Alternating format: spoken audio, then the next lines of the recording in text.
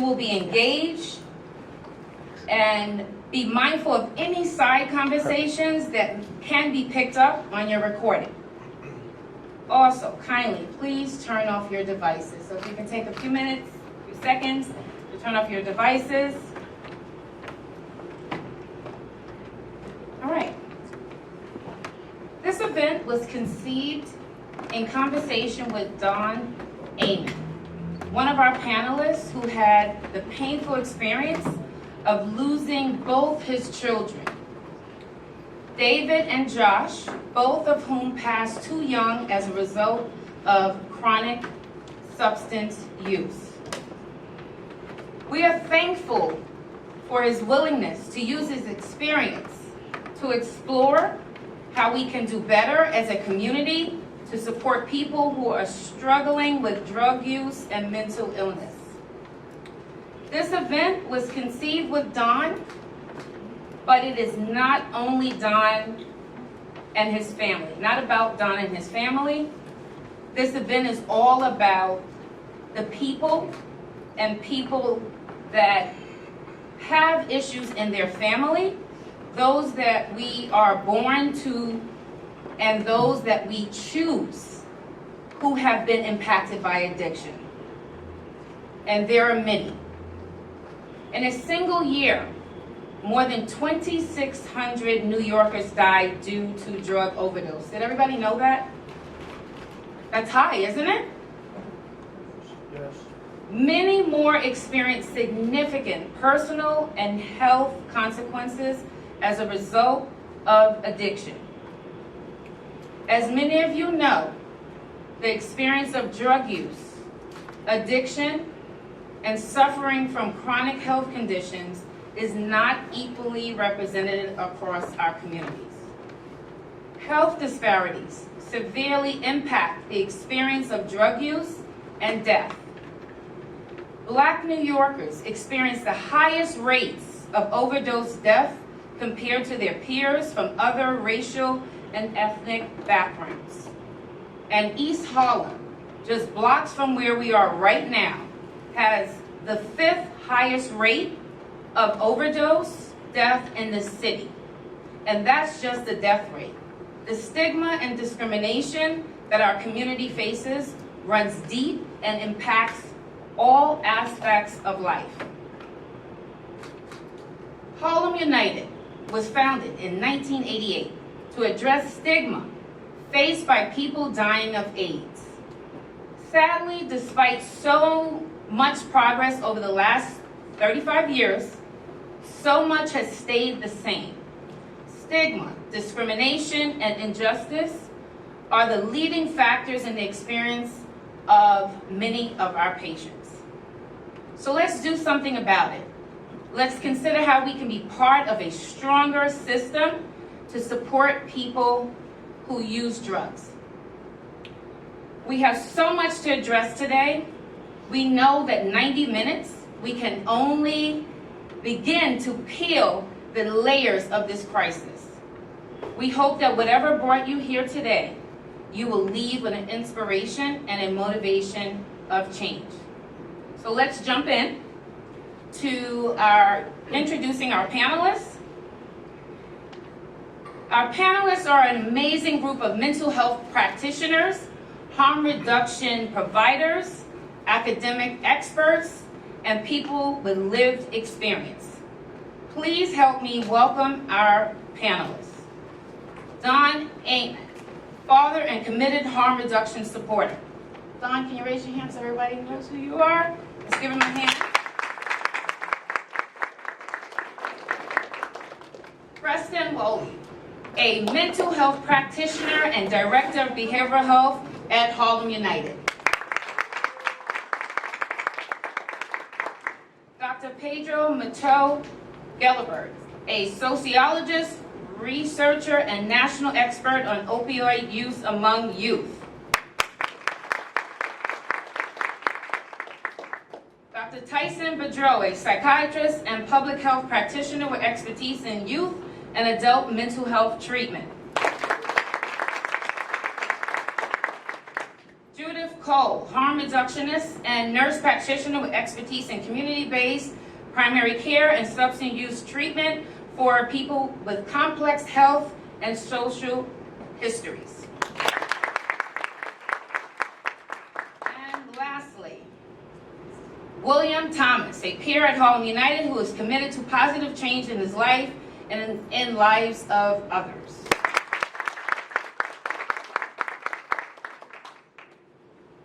Let's kick off the panel with Don. So Don, I'm actually going to start our first question with you. We are going to ask the panelists to talk about 3 minutes if they can, and we'll keep track of time. Don, the first question is, there were a number of motivations for your participation today and components of your son's experiences that feel critical. Can you share those with us? Sure. Well, first, the primary motivation was driven by my son Joshua, who passed away 3 years ago, and looking for something positive to come out of that experience, which is I'm hoping that that something good will come as a result of this, which will give me a lot of satisfaction out of his death. But the first thing I would point out has to do with physical health. Through all the programs that I was involved with over many years, there's always an emphasis on the risk one takes with using alcohol and drugs. But that's as far as it typically goes. And unless an actual problem comes up, symptoms that result in actual care and diagnosis, there's really no looking at what other damage may already have occurred. And this was a big factor with my son David, because he was an otherwise healthy young man, athletic, looked in great shape, but it took his autopsy to reveal that he had an enlarged heart and was suffering from congestive heart failure. And on his last use, he must have had an episode of heart failure, and it was fatal. And if that underlying condition had been surfaced earlier, I would like to believe that maybe he would have taken his recovery more seriously.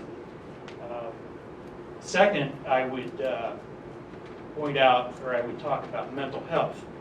And most treatment programs, maybe all the treatment programs I've been involved with over the years, the primary focus is on alcohol and substance abuse, with supporting psychiatric help for those who have mental health issues.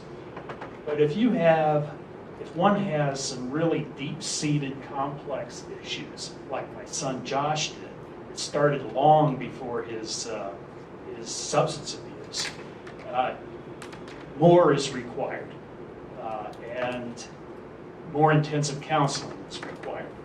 And typically did not get that in the treatment programs he was involved with. And I'll get more into that later. Thank you. Thank you so much, Don. Preston, you were Josh's primary mental health provider.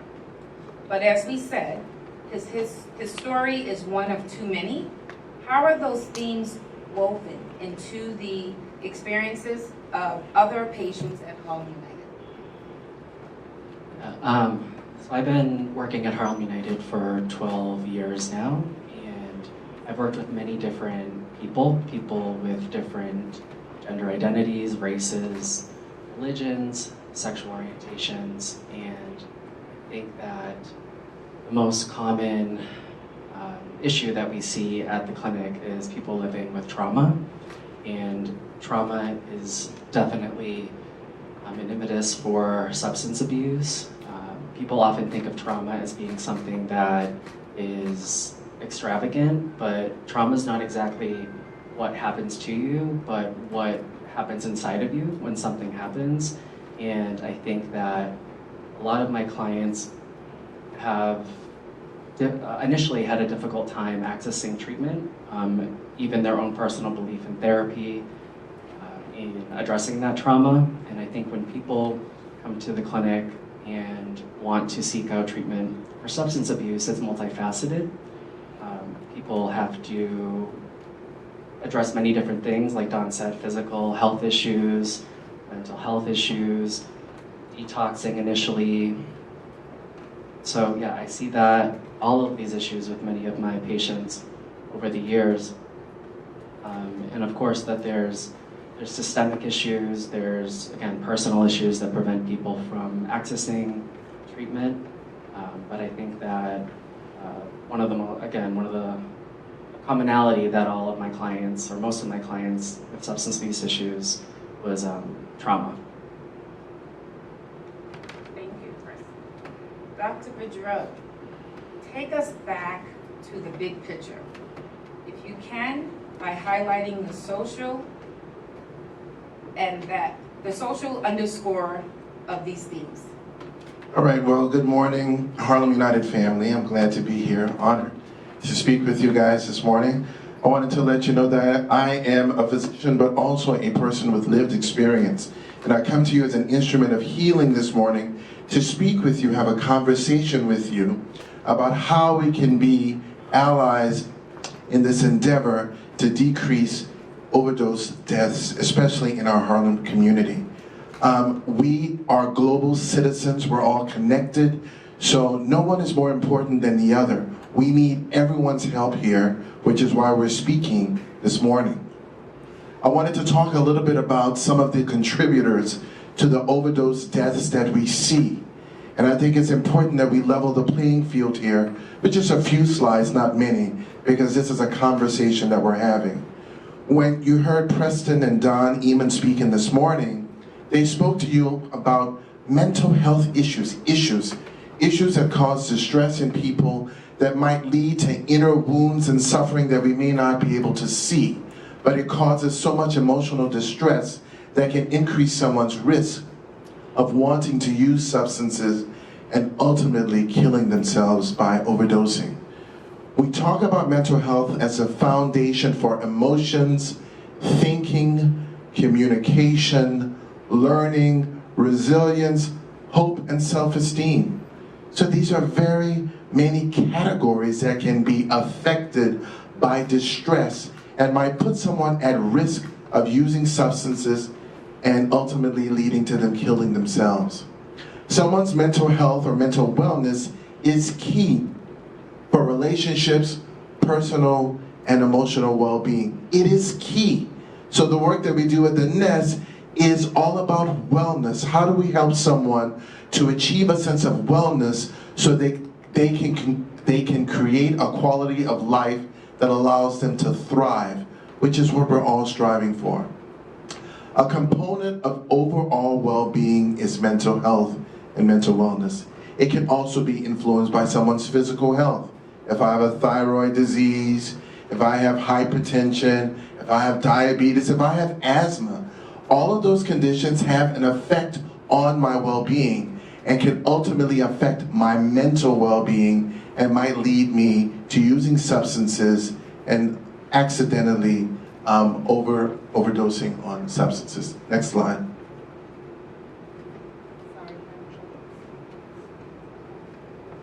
We're having trouble with the slide. Come on now, let's get it together. All right, okay, it's all right, it's all right. Let's see. I think it's because Zoom is selected right now. We need to go back. All right, and then, Sorry. no problem. This is a friendly audience here, so it's okay. All right, so mental illness, so one of the biggest contributors to people not accessing services that they might need has to do with shame. And of course we know mental health suffering leads to shame, which is different from guilt. Guilt means I did something bad, but I'm not a bad person, right? Shame is something, I did something bad, therefore I am bad, and I might be humiliated for the shame or the badness. And that shame can contribute to people not accessing health services. Well, not only does mental illness contribute to that, but also trauma and racialized trauma, which we'll talk about. Racialized trauma has to do with intergenerational trauma that happens over the course of time. due to colonialization, racial discrimination, also systemic injustices. Those also contribute to the shame and whittles away someone's self-esteem and makes them not want to access services. Next slide. So we know that substance use disorders and addiction are prevalent. They are ubiquitous, they are everywhere. Every clinician should be involved in learning about how can I address substance use issues with people and connecting them with resources to help them. Addiction is one of the main reasons that people are dying from overdose. Next slide. So a few signs and symptoms of trauma, you can click it on. It's going to be hypervigilance, being very jumpy, maybe not sleeping at night, having a hard time concentrating, this emotional dysregulation and rage or anger that you might see in young people on the school playgrounds. They're getting angry, they're fighting with their peers, they're arguing with the teachers, arguing with parents, can't sleep at night, or can't concentrate at a job, can't keep a job, anxious about going to work. Those kinds of things are signs and symptoms of trauma. Next slide. And then again, racial trauma, which is one that we hardly ever discuss. Again, it is prevalent in the Black, Indigenous, people of color community, the BIPOC communities. We experience racialized trauma through witnessing it ourselves, seeing it on television when Breonna Taylor, was killed, and also Ahmaud Arbery down in the South, and George Floyd. Next slide. So we need a comprehensive healthcare program to decrease overdose deaths. So learning about trauma, trauma-informed therapy, our peers. Do we have any peers in the audience? Yes, we've got a main peer. Any other peers in the audience? Peers. Peers are powerful, right? They are able to walk the walk, have used resilience and hope to get to where they are, and they have an opportunity to teach us a lot. Peers on it. It's very much involved with shame and stigma in our society. So I work primarily with people experiencing chronic homelessness, untreated mental health disorders, they're actively using drugs. And my mobile health team, we go out onto the streets, into the community, through a mobile unit or on foot oftentimes, to actively engage with people where they are, where they're using. And we provide harm reduction services. Many of those are syringe exchange or wound care, providing kits for follow-up, but also direct wound care right on the streets when they need it. One of our most unique services that we offer is buprenorphine treatment through a low barrier, low threshold model to people with opioid use disorder.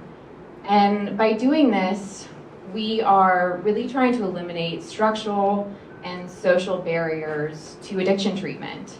And by doing this, we are bringing care where people are living, often on the streets, and where they're using drugs, which is really important. I also provide opioid use disorder treatment virtually through Ophelia, a telehealth company that provides comprehensive care for this, and I've been involved with them for a few years. And although many of those patients may be stably housed, may be working, have families, they're very similar to also the group I serve that live on the streets here. And while one group may appear to be more disenfranchised than the other, the truth is that they have both been extremely stigmatized due to their addiction, and the traditional treatment models have failed both groups. So that's really the angle I bring here. My focus is so much on harm reduction. Many of them are definitely experiencing health issues beyond their drug addiction, in need of psychiatric support, but we also know that if someone is actively in withdrawals or actively in the craving cycle, they are unable to access. So bringing care directly to them is one of the most important aspects of what I do. Thank you. William, family played a role in your experience. How did ideas about family prevent you from initially assessing care? In my household, everybody can hear me? Yes. In my household, it was, and also in my community, the stigma was what you hear here stays here. You don't take it outside these four walls. Be a man, don't cry. We don't go to doctors. No, we don't do that. Run down to the drugstore and get one of those remedies. And that's how I grew up for the longest time. And today I realized that a lot of that was ignorance. But my addiction started way before I started using. It started at home. You know, I don't blame my household. I don't blame my community. But I see differently. I've had the opportunity to grow a little bit. And then realized it wasn't just about me. You know, but I had to take a journey. I believe I had to take that journey so I can pass it on to someone else and say, look, I did it for you. Whether you choose to change is up to you, but I did it for you. You don't have to do it. You know, so that's my message to my peers, you know, and those that I encounter. I try to give them some type of wisdom, because I believe it's for a reason that I am here and I didn't die out there, because I had a whole lot of opportunities. But addiction, I always come from the spiritual lens, but I'll talk about that later. But addiction is a killer. It's not a joke. And a lot of it is unseen. Like I say, I come from a spiritual lens. A lot of it is unseen. If you don't see it, you won't know it's there. Thank you.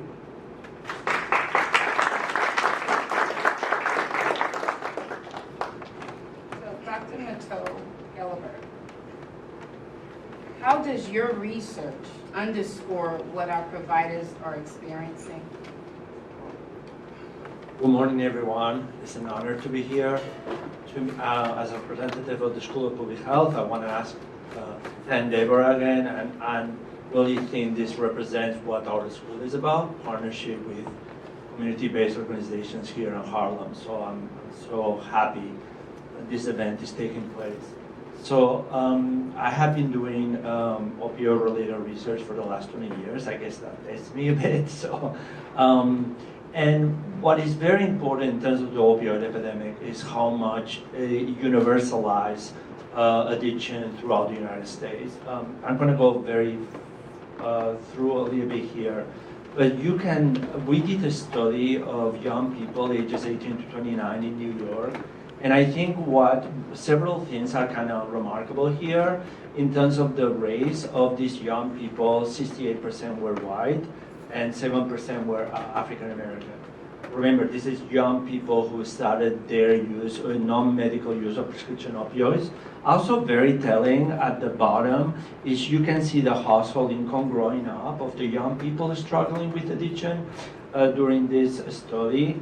You can see that 42% had incomes less than 50%, but you could also see that the majority had incomes from 51 to 100,000 or more than 100,000. So 32%, 51 to 100,000, and close to 90% had incomes growing up on more than 100,000. And I think this tells you of the universality of the problem, which is puzzling when we wonder how very little the response has been in terms of policy. And I think I want to commend this event that really represents family bringing it up. Because oftentimes when people struggle with substance use, when people struggle with overdose, when family members die of overdose, the first reaction is hiding. The first reaction is shame. While throughout the United States, this is happening every day. For the last several years, we have lost 100,000 people to overdose throughout the United States. This is a problem that goes through all communities, urban, suburban, and rural. Next slide, please. So also this event is about mental health and substance use. And I think oftentimes people think of substance use as the problem. And what we find among young people that oftentimes substance use is a symptom. It's a symptom underlying mental health problems. So again, 539 young opioid users, this is a bit the prevalence. Now, I was talking about mental health, but now I realize this is about something else. This is about adverse childhood events. What do we mean by that? So adverse childhood event is a very powerful, simple scale of 10 items. And what we find out among our young people is that the prevalence of childhood trauma was very, very high among young people using opioids, which is telling us that our young people are resorting to opioids as a way to cope with this underlying trauma. So I'm going to make it short. These are the prevalences, each one of the events. I'm not going to read each one of them, but I will indicate childhood trauma has been correlated with a great deal of disease, comorbidities, being heart disease, diabetes, etc. In this case here, you can see the prevalence of 4 to 6 childhood events. Close to 30% of the participants were experienced that many during their childhood, and 7 to 10, we have 16%. So these are very, very high rates, and clearly indicating there is an underlying trauma that motivates this opioid use. This is very important because historically in the United States, we have tend to incarcerate and have a war on people who use drugs. And this is another awakening regarding substance use is a response to childhood trauma and social problems rather than a moral problem of those that use. Next slide. And this is where I was trying to get earlier regarding how much of a mental health comorbidity there is among young people who use opioids. And again, I'm going to go through some of them. I found this really telling about the underlying and the coexistence between mental health and substance use. 54% have been diagnosed by a doctor with a psychological emotional problem. 31% have been treated for depression. 34% have been treated with anxiety. 33% have been treated with benzos, which is medication to treat anxiety. 17% have been treated with antipsychotics.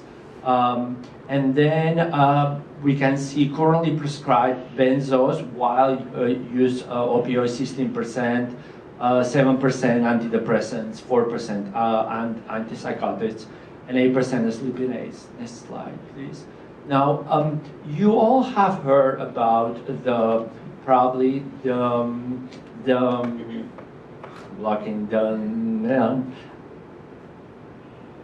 okay, I'm going to address it differently. So in terms of prevalence, there are several aspects that are very telling here. We have 62% who have injected drugs. 30%, I mean, think 1 in every 3 have ever had serious thoughts of suicide. And remember, these are young people, ages 18 to 29. Our mean age of those participants is 24. 24 years old. My oldest daughter is 27. My youngest daughter is 19. It's critical to think of in these terms. How critical it is to address the comorbidity of mental health and opioids. You have 13% who have ever treated for being treated by a medical doctor for having serious thoughts of suicide. 15% ever attempted suicide. 44%, close to half, have experienced overdose. Thankfully, none fatal overdose here. And 26% have repeated overdose, meaning more than one. So clearly, and then also another component, I'm going to talk much about it, but critically important, this is a problem of polysubstance use. Okay, next slide. I think I'm going to leave this here. I'm going to make it a quick thought. what we have found in our studies is the higher the rate of worst childhood event, the higher the rate of mental health, the more severity in terms of the substance use. And a harsh indicator of severity is Judith's critical work with people who inject drugs. And here, basically, this table shows the correlation between these aspects of epidemic of despair. That's what the word I was looking for. These aspects of the epidemic of despair related to drug injection. Thank you.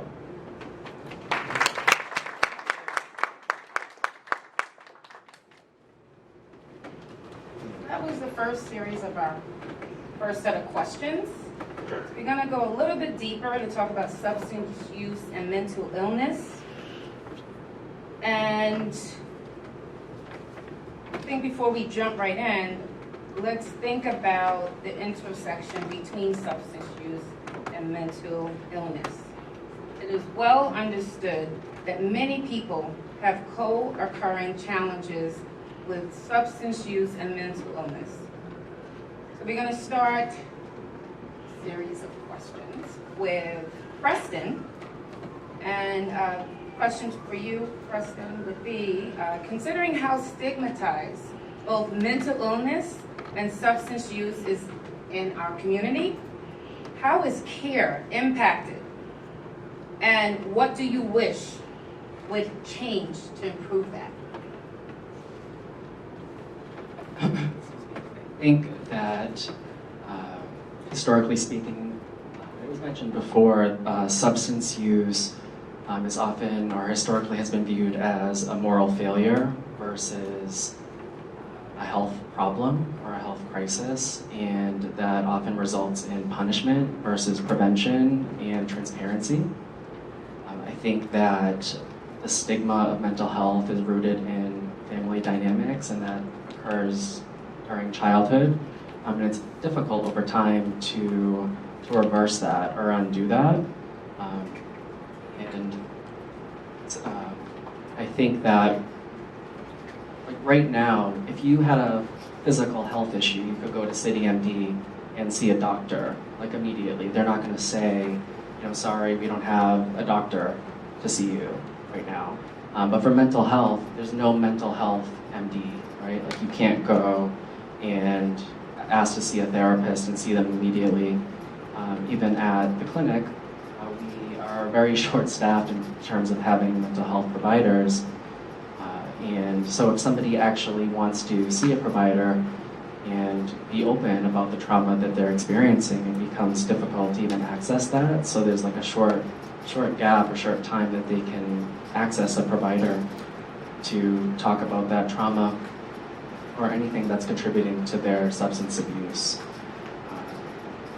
I think that stigma definitely obstructs somebody's ability to want to admit that they have issues beyond their addiction.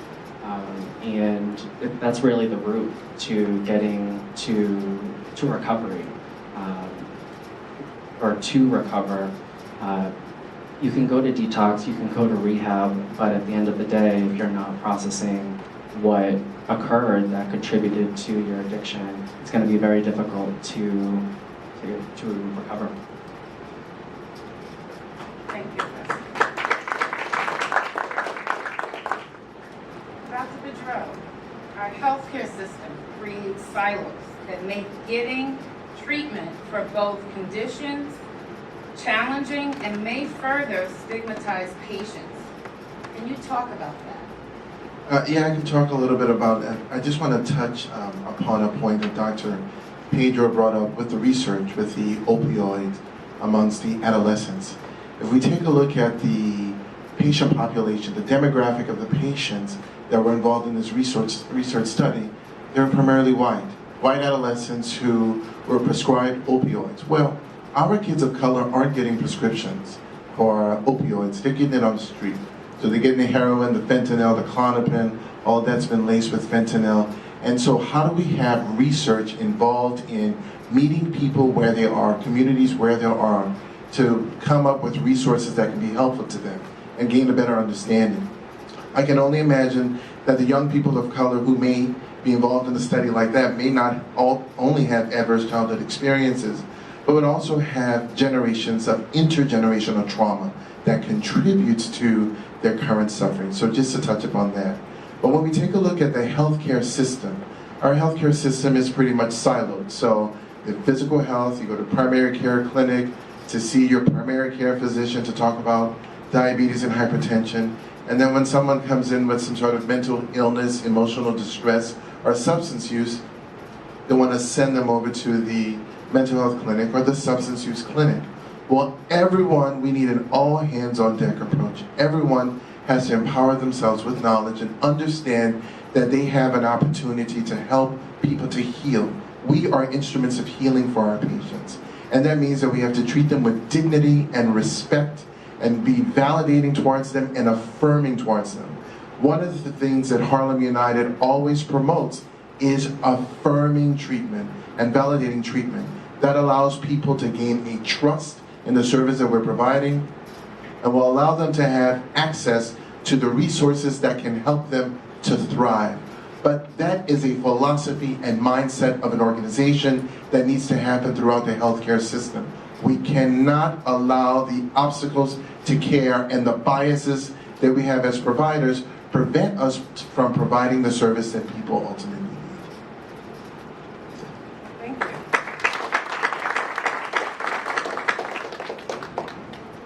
Question is for Donald.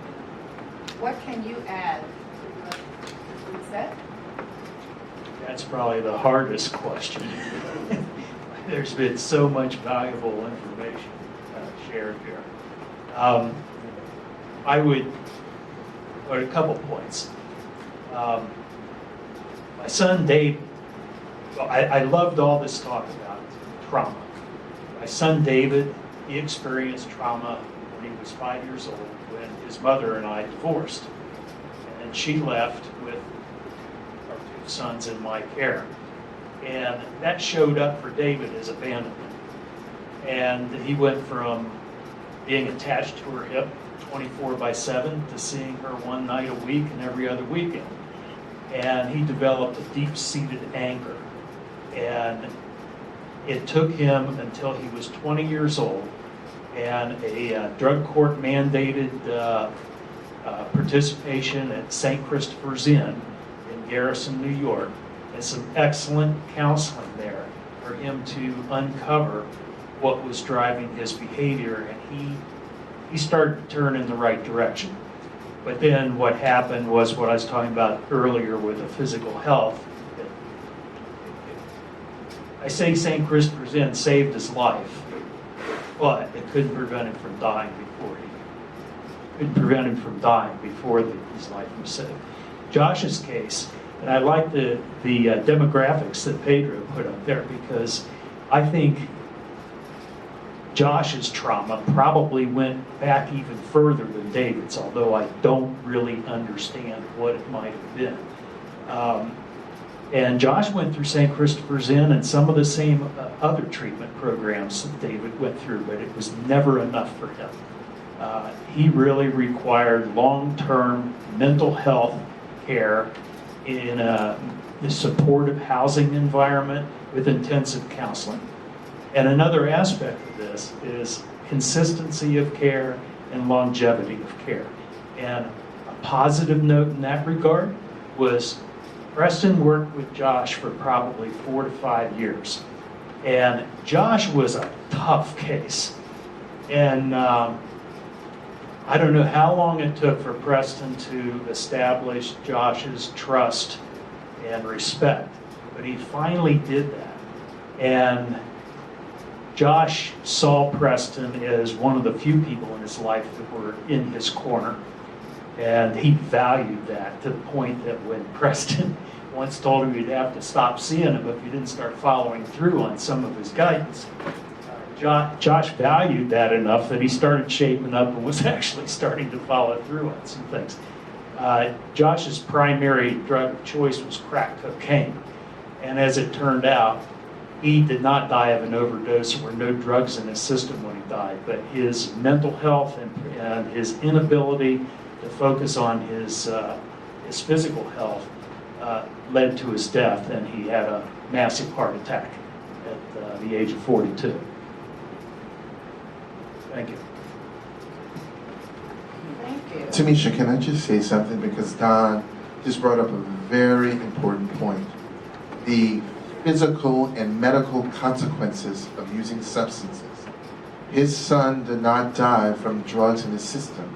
He died from a cardiac issue.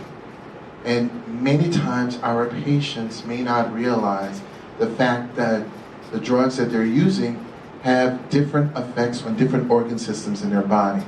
And this is where our medical providers can be very instrumental in helping people develop the motivational currency to stop using substances. So substances can affect the heart, the kidney, the thyroid, the pancreas, many different organ systems depending on the drug, the frequency and the dose that they're using, and the duration of time that they've been using the substances. So if we're able to help people to understand that their substance use is having an impact on their physical well-being, that can be very helpful. So how does that look in a clinic? A doctor can check someone's liver functions, right? If someone's drinking alcohol, their liver functions might go up and may predispose them to developing something like hepatic cirrhosis or a liver cancer. Someone's kidneys, their electrolytes can be off. Someone's thyroid can be elevated and can, present as a psychiatric condition, but it's a medical condition. So it not only affects the high, the euphoria, feeling good, but the substances also affects the medical organ system, which is, I think, is a key point that we need to talk about. Thanks, Don, for bringing that up. Thank you. Can everybody hear me? So, Dr. Goodrow, thank you. That's a good pathway to our next series of questions, which is connection to primary care. Although we often think about overdose death, many people who use drugs are victims of physical health implications of their use. So we're going to start off with William this time. Was your substance use addressed in your primary care or healthcare visits? How did that impact your use?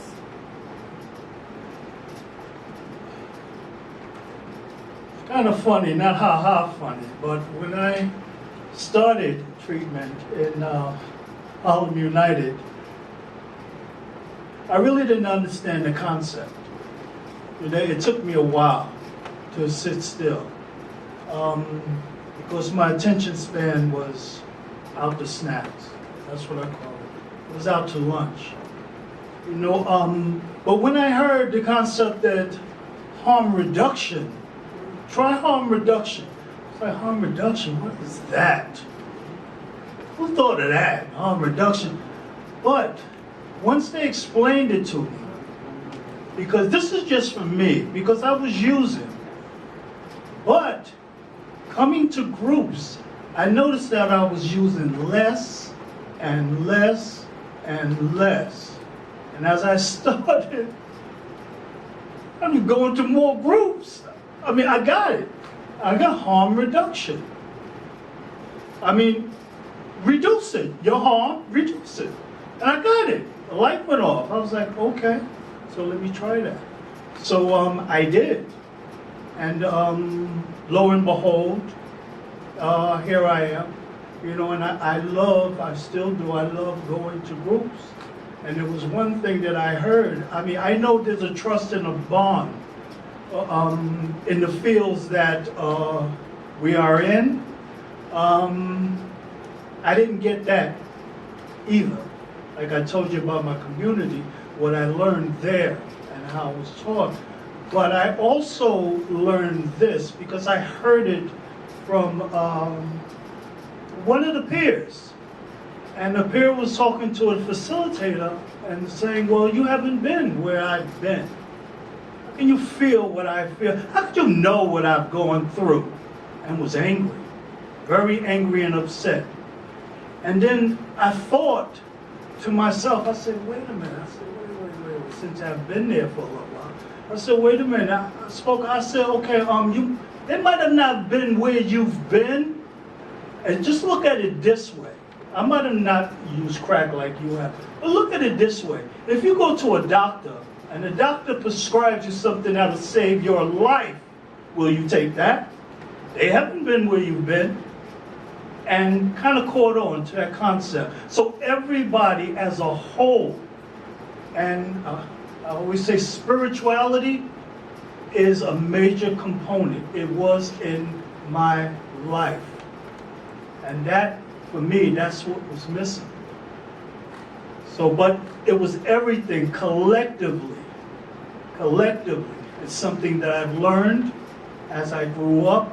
I let go, but it was still there.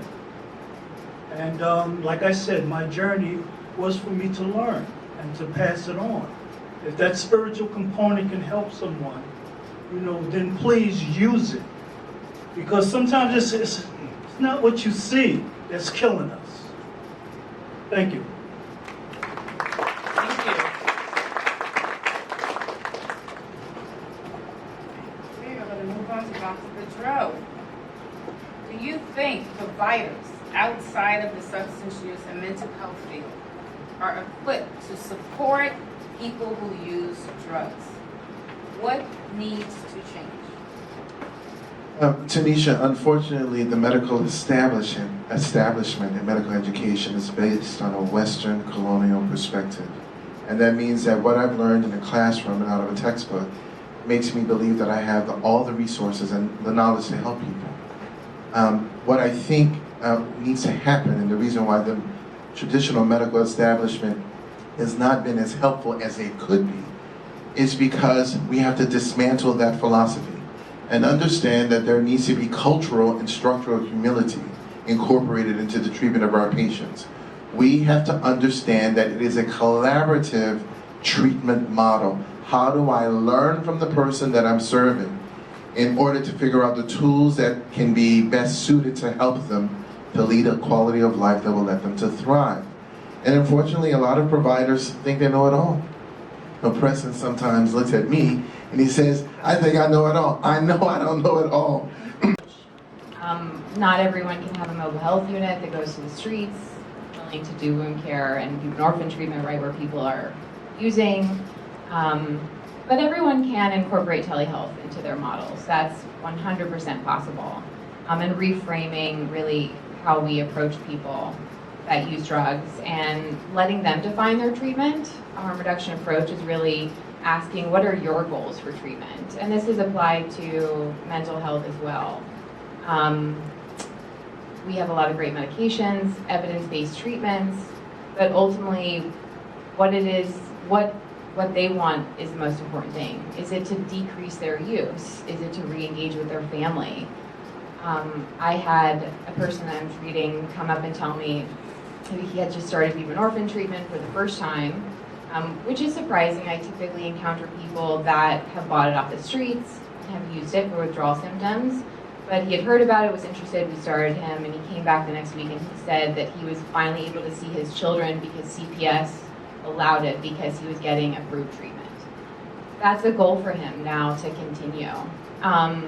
Whether he uses or doesn't use, that's not my goal. It's that I'm continuing to engage him in care. So I think that this type of model is, harm reduction is philosophy, but it's also a skill set, and that type of skill set can be applied into other areas when we're engaging with people who use drugs.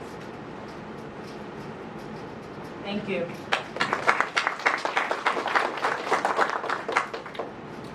Pedro, can you tell us about other innovations that your research highlights? Sure. So I think a lot of aspects that have been addressed here are really where the innovation is, and perhaps it can be summed up as patient-centered care, where really the medical establishment doesn't expect the patients to be subservient to the needs of the physicians and the hospitals and the medical visits, but rather patient-centered care that I think Judith has summoned beautifully, focus on the patient and go where the patient is. So if a patient is homeless and is struggling with substance use and is missing 2 or 3 appointments, the 4th appointment is not about shame, about where have you been and how come you have missed the 3rd appointment, but rather, hi, welcome, how can we help? So some examples of what we have done, for example, hepatitis C treatment among people who use drugs. Historically, people who use drugs have not have access to this wonderful hepatitis C treatment. That's truly a cure and a revolution in hepatitis C care. So we had a randomized control trial, and we brought hepatitis C treatment and needle exchange programs. And what does that mean? That means that all the stigma and the shame associated with being a person who uses drugs, with being a person who currently is injecting drugs, is not in the forefront of the interaction between the primary care provider or the infectious disease provider and the patient. And sure enough, in this low threshold patient-centered care, the randomized control trial that we ran show that people, when you're meeting where their needs are and when you provide non-stigmatizing care, a large, substantial, statistically significant percentage of users were able to be hepatitis C free, as opposed to the traditional care of referral to community clinics or hospitals. So I think what is happening here in Harlem United, all these aspects of acknowledging where the user is and acknowledging that we can work with the patient is really where are at the forefront of where the science is going. So I think Harlem United is an amazing place where all these things are happening and can be a beacon for the rest of the state and the rest of the nation. Thank you. What I'm going to ask everyone to do is actually give our panelists a round of applause.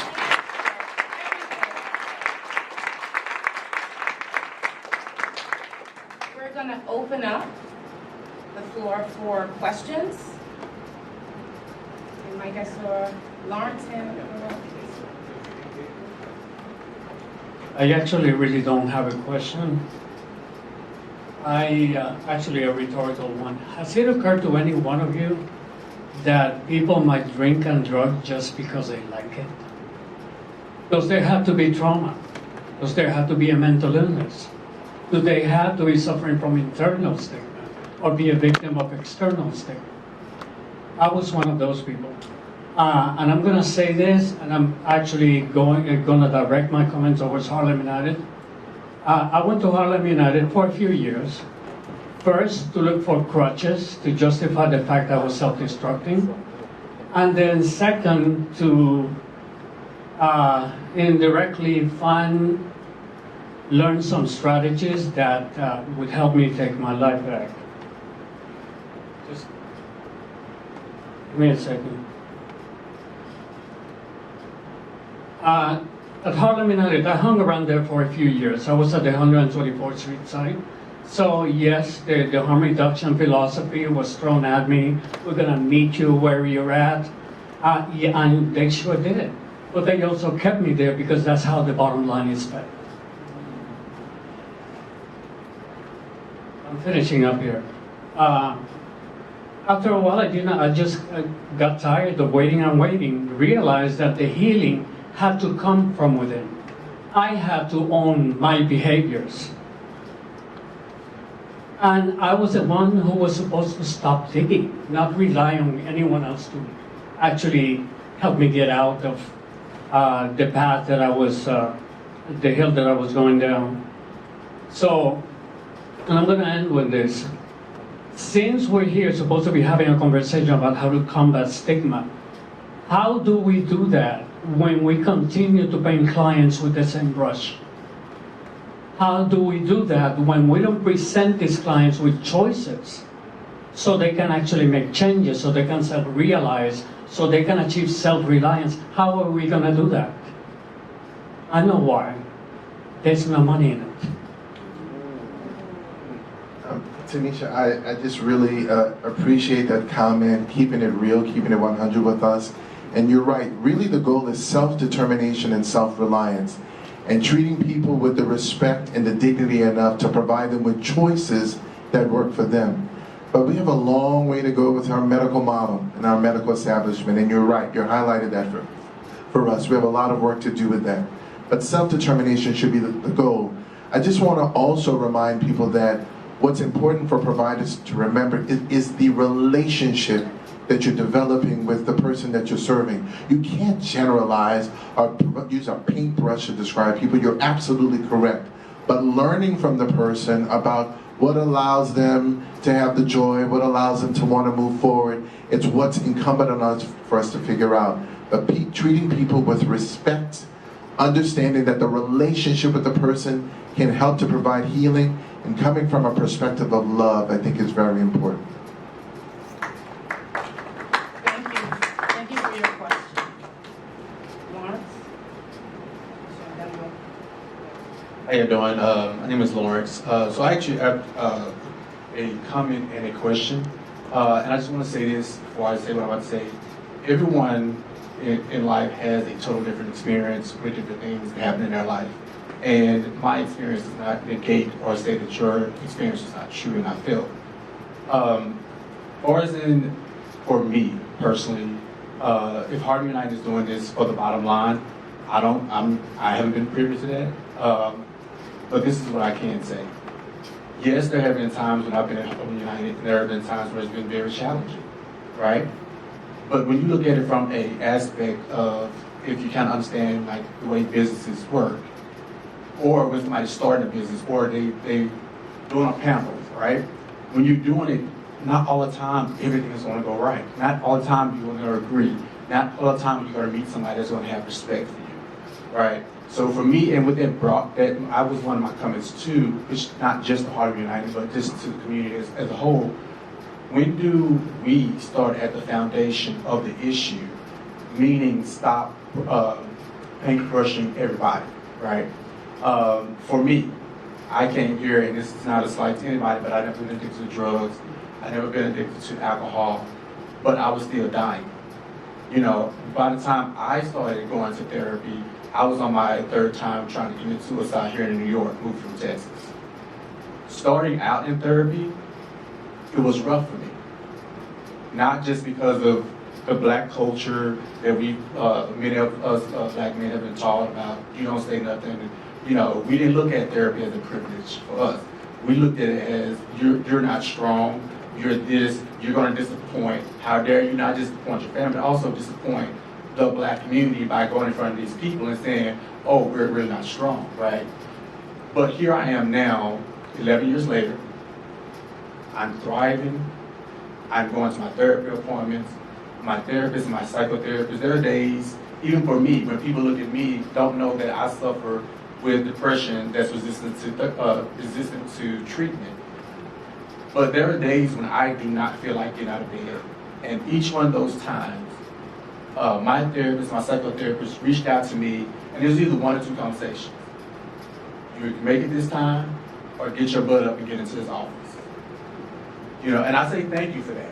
You know, that's one of the small seeds that that's still growing, I feel, in the Harlem community with behavioral health. And I just have to say that, so my question, and I don't know who can answer this, but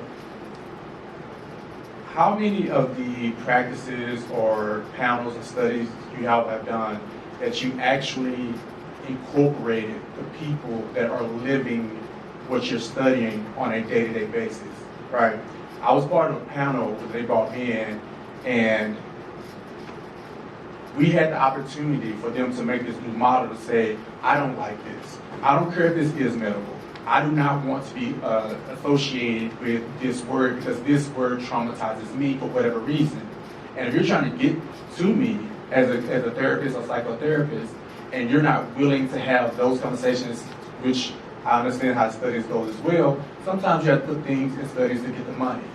But when is the foundation of that study, no matter what the study is, where you all, and not maybe just you all on the panel, the healthcare community, say, before this is the treatment plan, have we actually talked to people from that culture, not only from that culture, but different levels of that culture?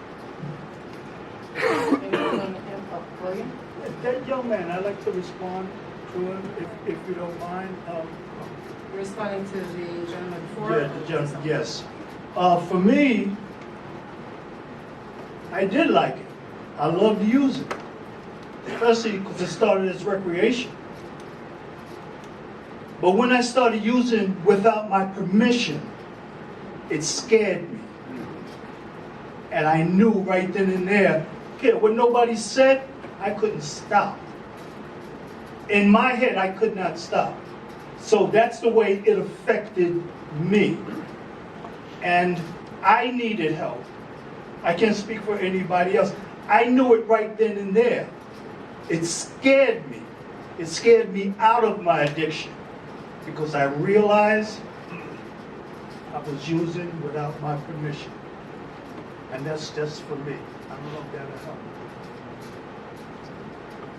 I'll respond really just from the perspective of what I do, so I can't really represent all of Harlem United, but because we are grant funded in my department, I have the beauty of not billing. I spend all day either on one person or on 6 people, really whoever needs care that day, which is really nice because I may be listed as an expert on this panel. I don't consider myself an expert. I'm learning every single day. And I think that kind of in surrounding yourself with people who feel the same way, that always are trying to learn. And I learn the most from the people I serve. I'm always asking them questions. And I never feel silly about it because I haven't walked in their shoes. So I'm not going to assume I know. The nice thing that we are incorporating, and we haven't done it yet, so I don't want to tout that we have, but we are starting peer-led groups to help really guide our grant for the next few years. So when we need to pivot, we pivot based on a peer-led group and then a group also that is going to involve community members. And I think that's really important because it is certainly not my agenda that needs to lead the grant or lead our efforts. It's really what patients need, and that is also involving peers in our community, advocates, also critics, right? We really want all voices heard. So it's not a perfect model, but I think at least for us, what we're doing, we're gonna at least try to evolve so that we can meet people. So, can I just follow up on that? Because I think your question is so critical. And so, for the example I put before with the hepatitis C treatment and needle change programs, we did have the quantitative results where we present the SVR of those who cleared the virus. But also, very importantly, to your point, we did a qualitative paper where we asked every single one of the patients about their experience with the treatment. And the title of the paper is Being Treated Like a Human Being. And this is what the patient told us. The patient told us, in the past, I was going to a clinic, I was being treated like a number, I was being put down because I was missing appointments, and here I felt the doctor was listening to me. The doctor was understanding what I was going through.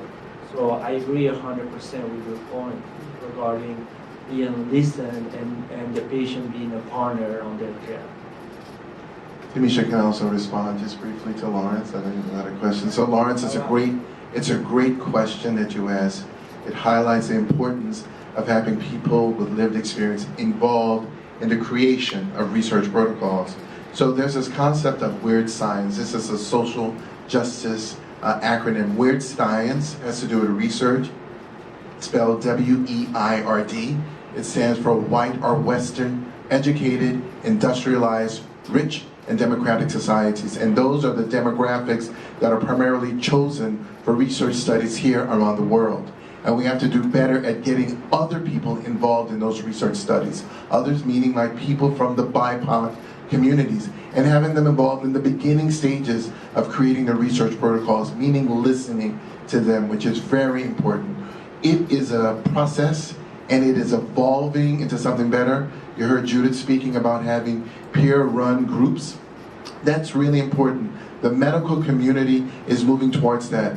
I can tell you here in New York State, for the Office of Mental Health, some of the $1 billion that Governor Hochul has allocated to behavioral services has to do with a peer movement.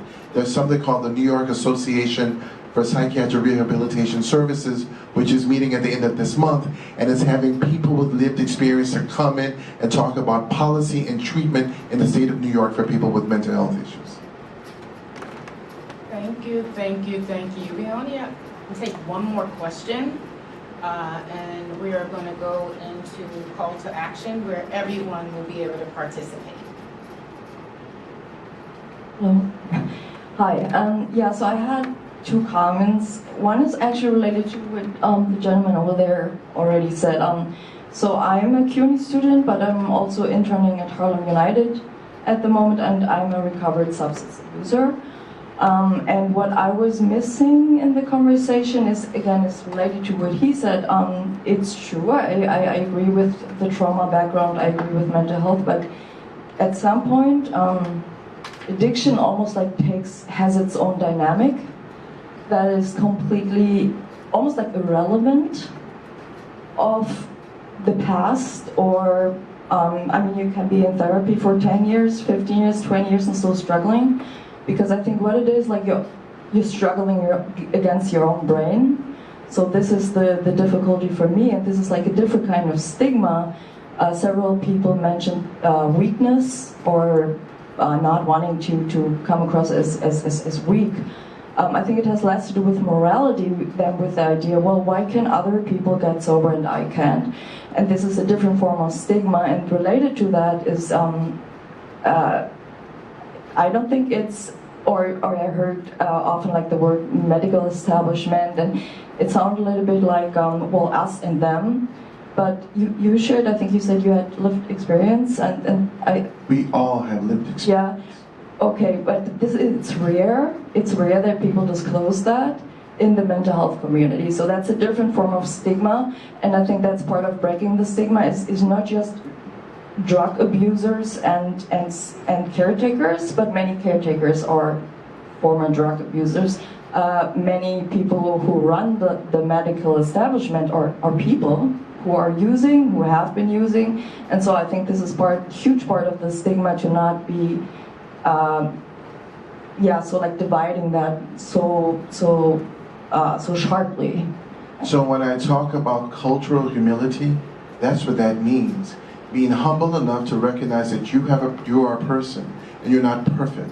So the provider has to be humble enough to recognize their own biases and their lived experiences in an effort to be receptive to the wisdom of the person that they're serving. That's what humility means. So no one is better than the other. Although we have credentials that are here, we're all people with lived experience. We didn't grow up in a vacuum. We've all had experiences. And sometimes those experiences can inform our practices and our behaviors. Let me just be clear. Some of the issues that we talked about with mental illness and trauma, it's not a cause and effect for addiction and overdose. We're talking about risk factors. And this is a risk mitigation strategy to talk about some of the things that might contribute to someone engaging in substance use, but it may not ultimately lead to the addiction. It may be the use of the substance for whatever reason that might lead to the long-term addiction, and that's the problem. All I can say is wow. Thank you so much for everyone that participated in asking the panelists questions. But we are now going to move to call of action. I truly wish we had more time together today. We are going to ask our panelists one final question, but before we do that, we are going to really talk a little bit about real change, structural change, cultural change. Will not result from a single event like this one. It will result from ongoing conversation and alignment in our community. We want to hear from each of you and any takeaways from today and where you believe we should take this conversation. Each of you, if you can please take your phone and scan the QR code on the back of your program to share your thoughts right now. And as I give you a minute to do that, I want to actually give a few shout outs right now again. Shout out to RTW Charitable Foundation and CUNY School of Public Health. I would also like to send thank yous to my colleagues at Harlem United. This event was one of many more to come. We would love to hear from you. We've heard a few questions from the audience of future topics for future events that will help us design and start looking at what would be the next topic. And of course, a thanks to all of you who found the time to come out this morning and listen and actually be engaged with our panelists. We know everyone is busy, but this is a conversation we should continue. And now, final parting words, and I'm going to ask the panelists, and we're going to actually start from Don, and then we'll move to Preston and just go across it. Sure. One last point I would make has to do with family impact. And usually when we think of family impact, we're talking about the user's impact on family and loved ones. But that can work the other direction also. And a lot was discussed earlier about, early trauma in one's life. Well, that's family dynamics, like some of the things that Pedro listed, and is a big impact. But there's one aspect that we haven't talked about, and that's the family's reaction to the user's behavior. And a lot of times it's a very negative reaction, and I think William got into that. But for me, my son Josh and I used to get into it all the time. And eventually it was suggested to me to start going to Al-Anon meetings. And I think giving advice to families on how they can better cope with the situation can not only help them, but can help the user himself. And I'll never forget, one day Josh said some provocative thing to me, and I was about to react to him when one of those Al-Anon slogans popped in my head. And I stopped and I backed off, and I talked to him about my own boundaries, acknowledged that he's going to make whatever decisions he's going to make, but here's where I stand. And I swear our relationship changed at that moment and got better. Preston?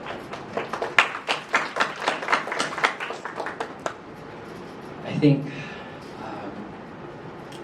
when somebody's using, the addiction is the most consistent thing in their life, and I think that having more providers who specialize, or having providers who are well-versed or have lived experiences like peers as well, is conducive.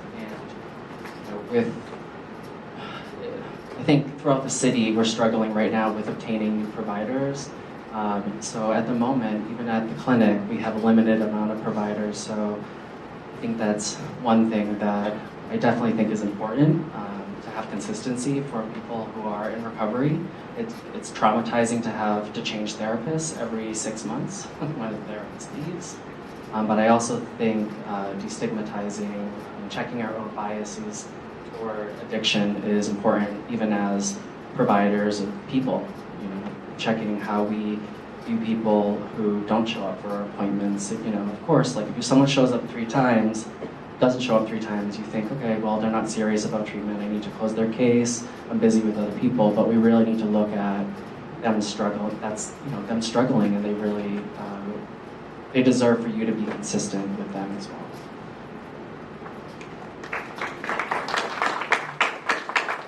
Boy, Tanisha, I tell you, this being part of this panel discussion just reminds me that we have a lot to learn. And the learning has to come from the people that we serve. So creating opportunities for chats for change, getting feedback and input from the people who are dealing with the issues, people who are recovering from the issues, people who might have ideas about how to make the system better, or people who have ideas about why the system is not working well. All of those perspectives are important so we can synthesize an action plan that can be helpful in providing the best treatment for the patients that we serve. And understand that this is a system that's constantly evolving, but it should evolve to be something better and something more efficient. Thank you.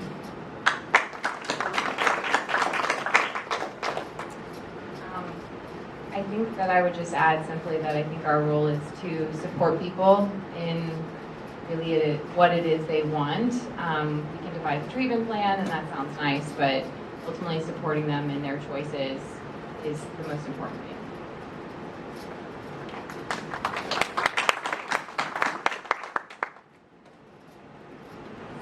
Yeah, I'm on the same page. I think this is an amazing panel in terms of addressing undercurrent problem that the U.S. is suffering, and I don't feel there's enough policy attention to it, and I think that's a problem. I think it takes a brave family to bring this forward.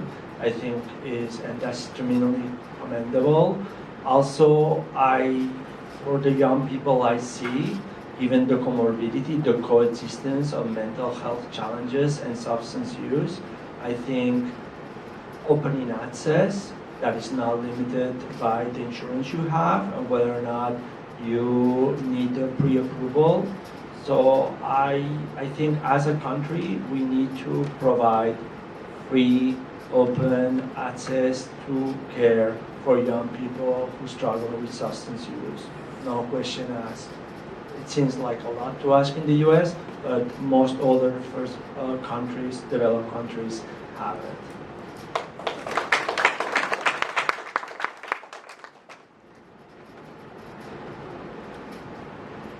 Again, for me, I'm so grateful for being here with all of you, because you have enlightened me further in my journey. I'm so grateful for Don, for your courage, for your family, because it still starts there. I'll leave you with this. For me, I try to remember every day to say this. Thank you, God, for not starting the day without me.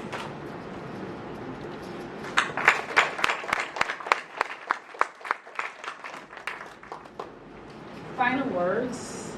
I want to thank our esteemed panelists today for taking the time out to come out and not only share their expertise, personal experiences, but I would also like to say that we do have a lot of work to do at Harlem United. What we do every day, we are changing lives, but we have to continue being advocates with our political officials at the federal and state level, because there does need to be more funding around mental health, and I have to say collaboration, even internally with integrating all of our services and making sure that people are aware that if they go to our harm reduction team, if Judith sees a patient on our mobile unit, that patient knows that we have other services and everybody working together. And I know that we are definitely moving in the right direction with integrated services. But today's panelists also shared, as well as the questions that came from the audience, that we still have a lot of work to do, even though we've been open for 35 years. We definitely would love to partner with CUNY as well on continued events like this. You never know, maybe research as well. But let's continue the conversation, and we are hoping that you learned something today. And if we have any other future events, we are hoping to see you there. So thank you for coming out.